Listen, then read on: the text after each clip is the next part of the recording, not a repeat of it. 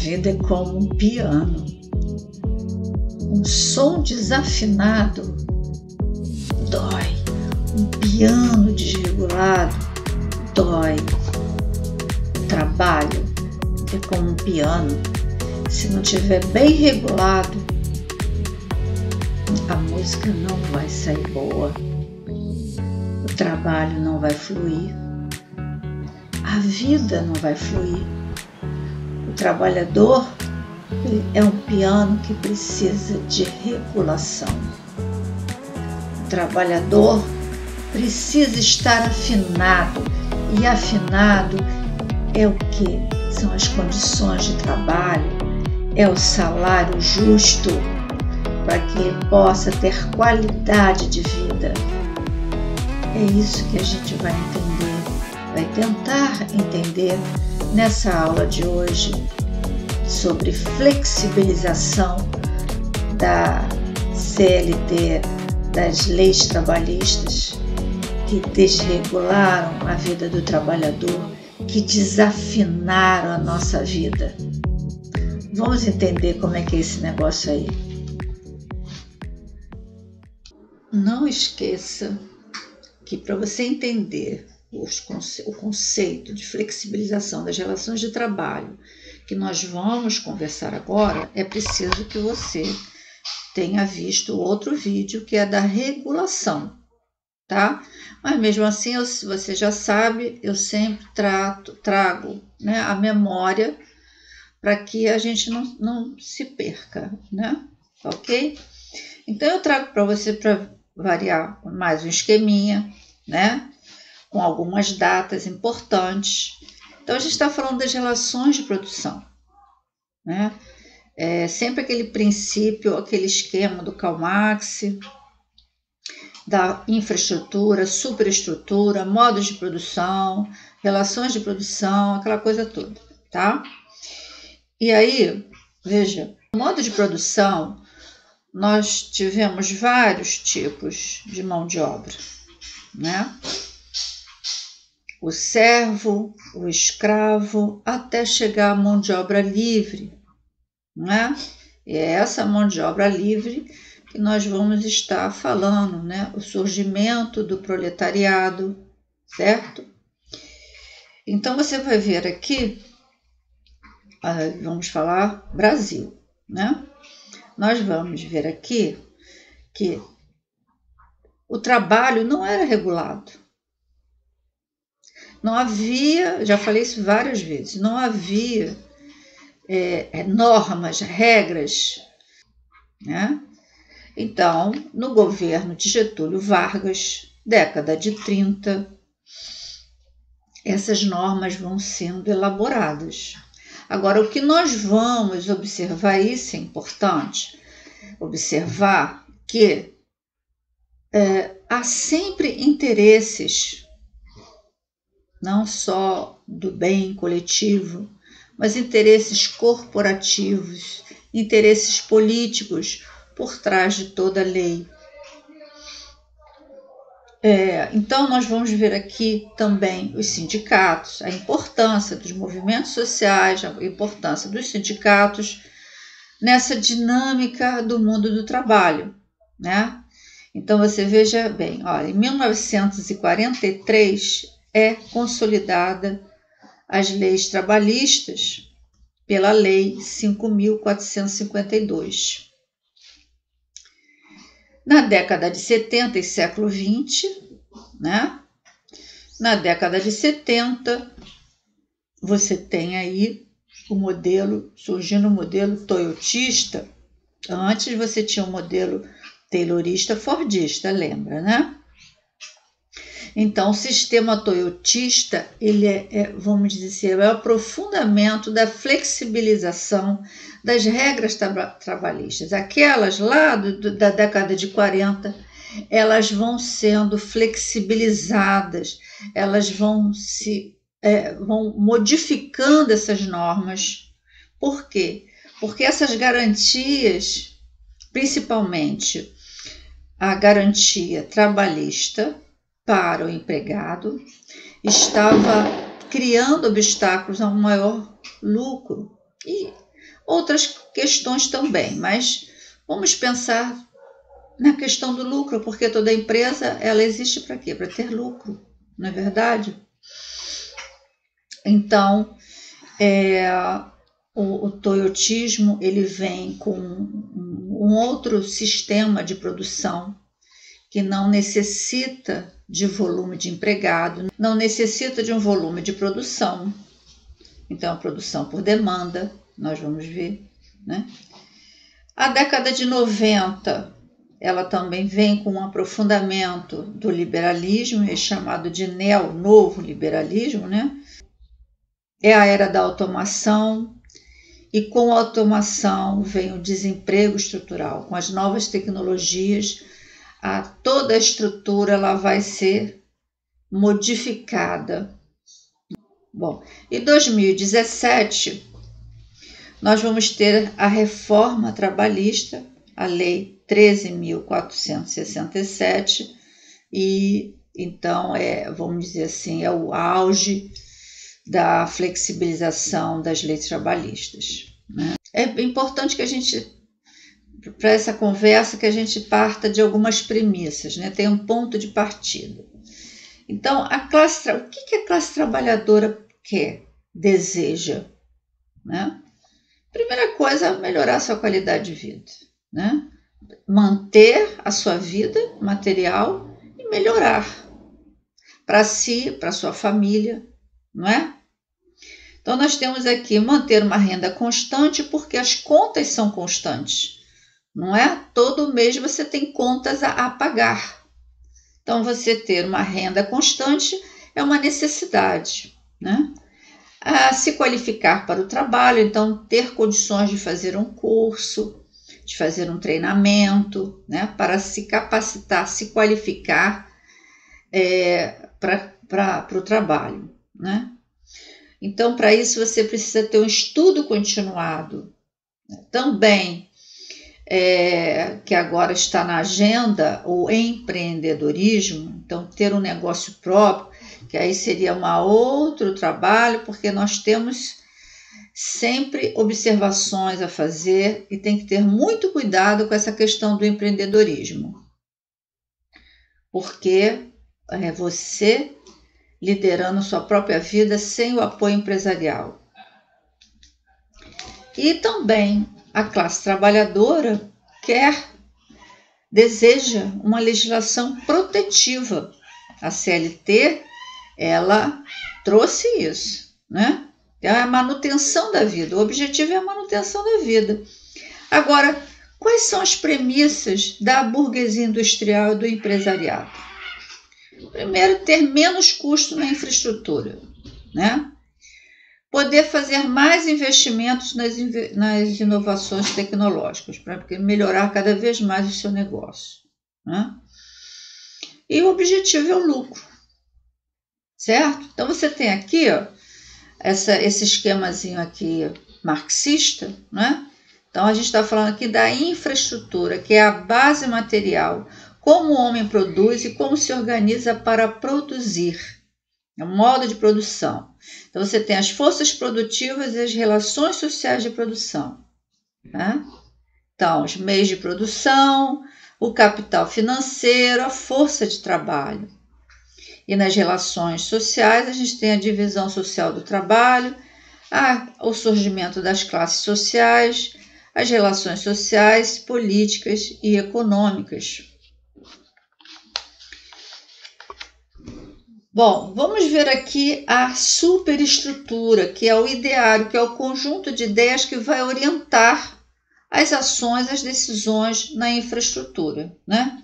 Então, nós estamos no neoliberalismo.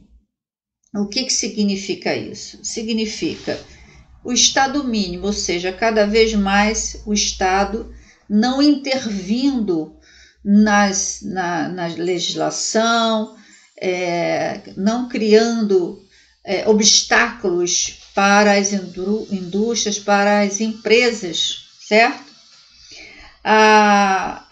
Reformas trabalhistas e previdenciárias que flexibilizaram as regras contidas na CLT. Sistema de produção toyotista e volvismo, enfraquecimento das organizações operárias, sindicatos, associações, etc. Por quê? Porque o sindicato significa classe trabalhadora organizada. E a classe trabalhadora organizada, ela tem um poder de reivindicação muito maior, com muito mais poder. Isso não interessa à burguesia industrial e empresarial. Também no ideário liberal, nós vamos encontrar os lobbies no Congresso, né? São políticos que representam interesses da burguesia e do empresariado. E também importante nessa política neoliberal é o pacto com a mídia para angariar apoio da população às reformas. Quanto menos crítica, mais as decisões, as ações, elas vão sendo implantadas de uma forma mais tranquila, sem muito conflito. Vamos dar uma atençãozinha melhor nessa questão da mídia. Quais são os canais de informação que você tem? De que forma você fica sabendo das decisões que o governo escolhido por você, de que forma você fica sabendo das decisões tomadas pelo governo que vão impactar a sua vida? Através da mídia, não é? Então, você veja a importância que tem a mídia na sociedade. Tão importante que ela é até chamada de quarto poder. Sabia?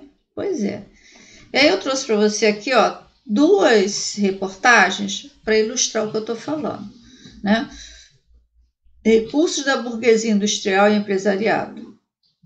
O pacto com a mídia para angariar apoio da população às reformas. A mídia, quando a gente fala em mídia, é a grande mídia, e mídia é o quê? É empresa. Mídia é empresa. Né? Então, olha só essa notícia aqui de 2017. Mídia ignora críticas à reforma da Previdência, que foi aprovada. Né? Repórter Brasil analisou os 3 principais impressos e os 2 maiores telejornais. O espaço para vozes contrárias ao projeto da Previdência é raro e o apoio à proposta do governo é amplo. Vai de 62% no caso da Record a 91% no da TV Globo. Esse é o governo Michel Temer, né?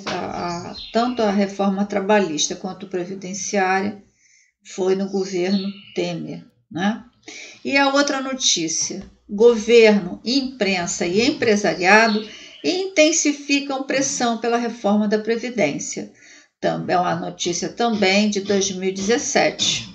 Tá? Aqui eu só botei o título porque, se você quiser, você depois veja com calma essa notícia. O importante é você saber a que forças a classe trabalhadora está submetida o tempo inteiro, né? E essa classe trabalhadora que coloca pessoas no governo que vão elaborar leis, que vão tomar decisões, que vão impactar a manutenção de sua vida, o seu ir e vir, a sua liberdade e autonomia de existir. Então, nessas questões aqui está implícita sempre a sua responsabilidade como cidadão. Então, como é importante a formação do senso crítico, como é importante a consciência política, ou seja, o conhecimento da cidade, da realidade que lhe rodeia, para que você possa escolher de forma muito responsável, não só para o seu interesse pessoal, mas sempre pensando na sociedade, né? Como um todo. Trouxe para você também, para dar uma ilustrada nessa questão da manutenção de vida, para você entender, né? Eu trouxe aqui um orçamento doméstico, tá? Seria um salário, vamos dizer aqui, no total, das despesas, assim, o salário de R$ 2.500 não é o salário base da maioria dos trabalhadores. É menor que isso. Mas eu coloquei aqui um salário de R$ 2.500. Então, você tem gastos com supermercado, água, luz, telefone, celular, condomínio, né? Se você mora num condomínio, combustível, escola, plano de saúde e outros. Isso é vamos dizer assim, a classe média baixa, né? Classe média baixa, tá? Combustível, vamos dizer que tenha um carrinho, que more num condomínio, mesmo mais simples, R$ 2.500, tá? Pagando essas contas básicas, lhe sobra para vestir, para o vestuário, para o lazer, R$ 340 por mês, né? Então vamos lá, a faixa salarial do atendente de balcão fica entre R$ 1.185,78. Essa é uma média de piso salarial de 2021, de acordos coletivos, mas na frente a gente vai saber o que é isso. R$ 1.279,49, salário mediano da pesquisa, e o teto salarial, quer dizer, o máximo de R$ 1.961,16, levando em conta o salário base de profissionais em regime CLT de todo o Brasil. O orçamento doméstico é mensal. As contas são obrigatoriamente constantes. Preste bem atenção nisso. As contas são constantes. Então, quando a gente falar que vamos entrando aqui nessa questão da reforma trabalhista, né? No modelo de emprego, né, que está cada vez mais surgindo, então a gente entender a gravidade disso, né? Então aqui nós temos a conta constante, né? Então, por exemplo, o trabalho intermitente não considera a manutenção da vida material. A contratação de trabalhadores intermitentes foi modalidade criada na Reforma Trabalhista de 2017. Vai guardando essa informação que eu vou explicando mais adiante, tá? Bom, então os fatos que recaem sobre as classes trabalhadoras, trabalhadora e burguesa, né? Então você tem aí o desemprego estrutural, o crescimento populacional, não há planejamento familiar, então continua pessoas sem condições, tendo mais de um filho ou tendo filhos, né? Então o planejamento familiar é muito importante. Você pensar que você vai colocar outro ser humano no mundo e vai ter a responsabilidade de formar um cidadão, uma cidadã, né? Então não pode simplesmente engravidar, eu estou falando aqui para os jovens, né? Então a importância dessa consciência nas decisões que você toma sobre a vida sexual, né? Sobre a gravidez, né? Outro fato foi a pandemia, o ideário neoliberal, o domínio imperialista que cria obstáculos ao desenvolvimento nacional e o sistema de produção toyotista e volvismo, que não depende de força de trabalho humana, não prescindem de números, de quantidade de profissionais. Então, todos esses fatos estão recaindo principalmente na classe trabalhadora, impactando de forma negativa a classe trabalhadora. Se a gente colocar na balança classe burguesa e classe proletária, o proletariado está sofrendo muito mais impacto negativo do que a burguesa, certo? Então eu trouxe para vocês agora alguns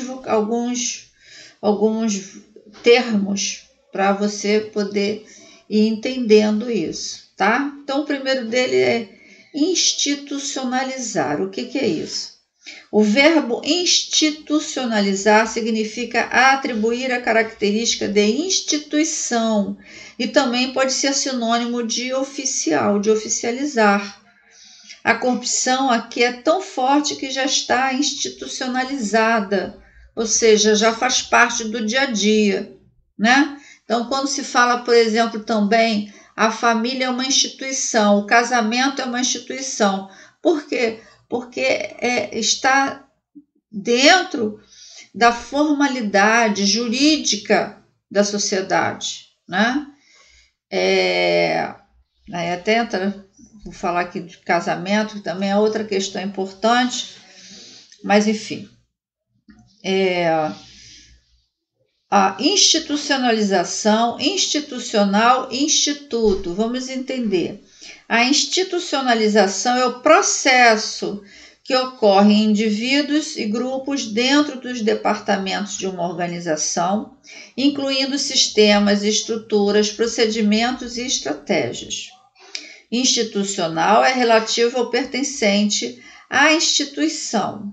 Uma das tarefas do antropólogo é distinguir e classificar os comportamentos institucionais numa sociedade. Instituto é uma organização permanente criada com propósitos definidos. Em geral, trata-se de uma organização voltada para a pesquisa científica, em tópicos bem determinados ou para fins filantrópicos. A instituição ela é toda forma ou estrutura social estabelecida, constituída, sedimentada na sociedade com caráter normativo, ou seja, ela define regras e exerce formas de controle social. Exemplo é o Estado, a igreja, a escola, a família, o trabalho assalariado, a propriedade privada, etc. As instituições são formadas para atender às necessidades sociais, servem também de instrumento de regulação e controle das relações sociais e das atividades dos membros da sociedade em que estão inseridas. Para isso, dispõe de um poder normativo e coercitivo aceito pela maioria da população dessa sociedade. Quando se começa a destruir as instituições, se destrói também a sociedade. Tá? Não esqueça. As instituições criam uma estrutura que organiza as interações políticas, econômicas e sociais ao longo do tempo, com regras informais e formais. As regras informais são as sanções, os tabus, costumes, tradições e códigos de conduta. As informais. E as formais, como instituições, leis, direitos de propriedade, etc. Então, o exemplo, a escola. É uma instituição formal que possui regras internas elaboradas a partir das regras externas da instituição superior, no caso público, a SEDUC e o Ministério da Educação e Cultura. Tá? Os conceitos são fundamentais para compreender discursos como esse. Escola e mercado. A escola faz a institucionalização do desemprego e da precariedade na sociedade, colocada ao serviço da economia. Esse é um artigo, coloquei o endereço aqui, que você pode saber um pouco mais, tá? Então, a gente, para poder ir entendendo, nos aprofundando, a gente tem que também saber os termos que são colocados. Por isso que eu coloquei isso aqui, tá?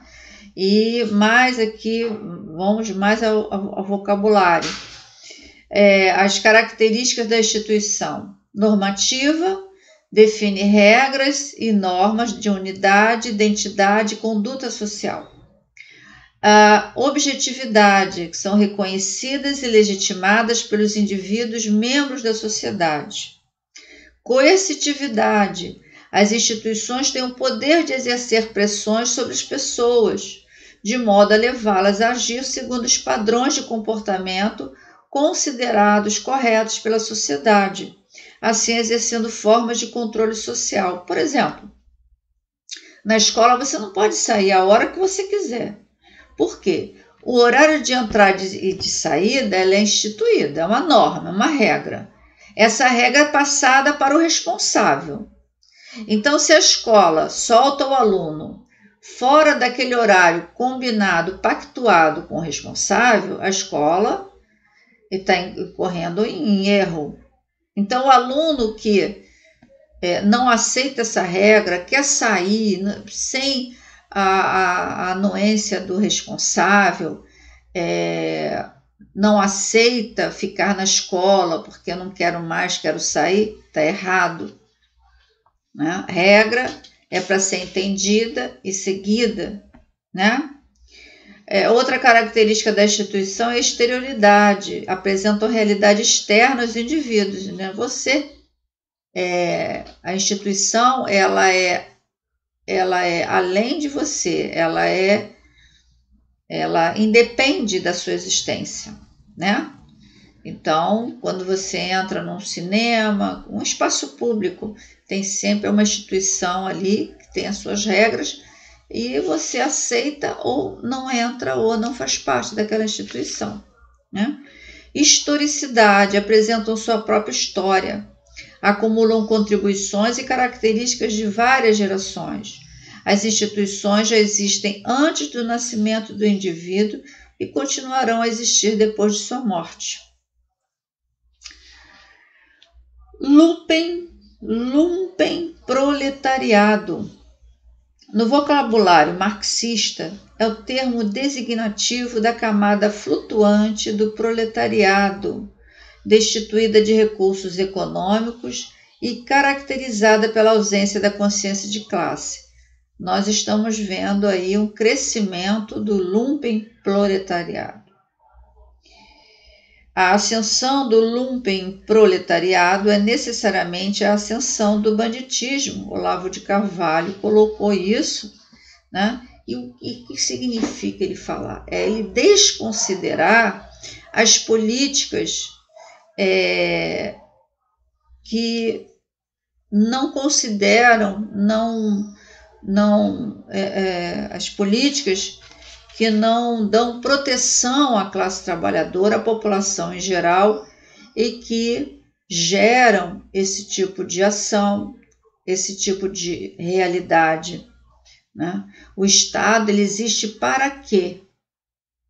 Para dar todas as garantias de manutenção da vida da população, porque senão o Estado não é uma empresa, o Estado não é uma instituição privada, particular, com interesses próprios. O Estado, ele existe para gerir os interesses de cada cidadão. De cada cidadão. Dimensionalidade dimensional. Significa que tem múltiplas dimensões que concernem a níveis ou campos variados. Uberização, mais rápido, ali você tem aqui a uberização, os vários significados, né? As várias consequências da uberização do trabalhador, né? O nome varia da empresa Uber, na qual os motoristas possuem essa liberdade e atuam de acordo com a demanda dos clientes, se aceitarem a corrida. O modelo é visto como uma forma mais eficiente de atuação, não se restringe a quem trabalha com aplicativos. A uberização consolida a passagem do estatuto de trabalhador para de um nano-empresário, de si permanentemente disponível ao trabalho, retira-lhe garantias mínimas, ao mesmo tempo que mantém sua subordinação. Ainda se apropria de modo administrado e produtivo de uma perda de formas publicamente estabelecidas e reguladas do trabalho. A uberização do trabalhador é isso, né? Ele não tem mais garantia nenhuma. E aqui eu termino essa primeira parte. Então a gente vai aqui entender esses termos, é importante, tá? Para você, quando a gente citar, você já saber instituição, uberização e outros termos, né? Então essa é a introdução dessa parte aqui da flexibilização das relações de trabalho, tá?